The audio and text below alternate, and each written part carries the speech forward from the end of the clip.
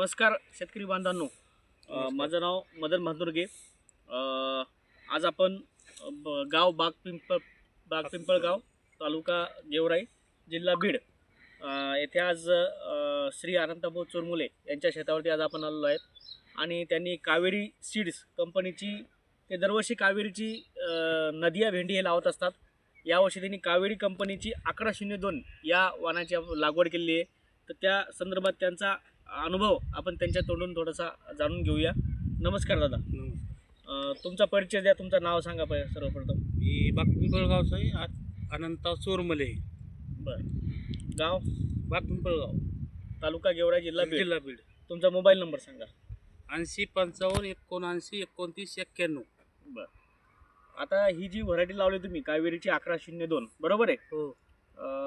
याला किती दिवस झाले लावून? साधारणतः याला लावून झाले दीड महिना झाले। दीड महिना झाला। बरोबर, साधारणतः एक 40 ते 45 दिवस कालावधी याला झालाय, बरोबर आहे?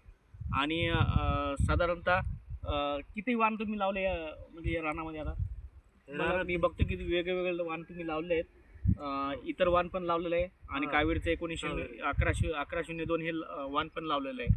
तर तुम्हाला काय अनुभव आला? तुम्ही आता दोन्ही वाण तुमच्या डोळ्यासमोर आहेत, तुम्ही तोडताय, रोज तुम्ही भेंडी बघताय, तुम्ही भेंडीमधले जाणकार शेतकरी आहात, तर त्यामध्ये तुम्हाला काय अनुभव वाटला तुम्हाला?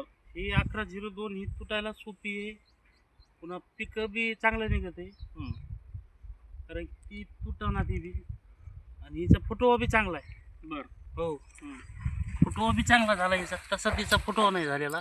बघा शेतकरी बंधूंनो, फुटवा म्हणजे गेला 7 येतं, 7 भेंड्या सोबत निघत आहेत एकेकीला, म्हणजे एका ब्रँचिंगला तुम्हाला 7 भेंड्या तुम्हाला दिसणार, 7 भेंड्या निघत आहेत एकेकीला। बरोबर, फुटवा चांगला येईल।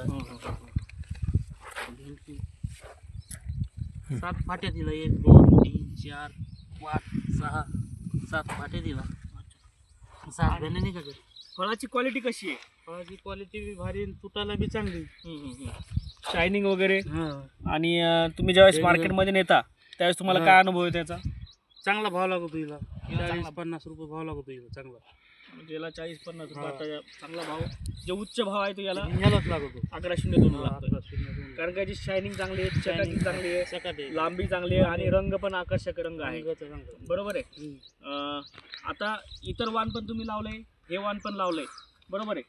आता इतर वाणाच्या तुलनेमध्ये हे वाण तुम्हाला कसं वाटतं? हे वाण भारी, हे वाण चांगलं यायला, ते वाण नाही चांगलं यायला। बरं, आता महाराष्ट्रामध्ये आमचे भरपूर भेंडी उत्पादक शेतकरी आहे, त्या शेतकऱ्यांना तुम्ही काय सल्ला देणार? कुठली वाण तुम्ही निवडायला पाहिजे? वाण हीच निवडायला पाहिजे, 1102। तुटायला सोपी, अंग खाजत नाही, काही नाही, जास्त येतं, तोडायला सोपी जाती, 1102च लावायला पाहिजे, पण उत्पन्न जास्त निघत आहे। एका भेंडीला 7 फाट्या फुटत आहेत हिला। बरं, धन्यवाद दादा, तुम्ही तुमचा जो आहे अनुभव हा आमच्यासोबत शेअर केला, त्याबद्दल कंपनीतर्फे मी आभारी आहे। धन्यवाद।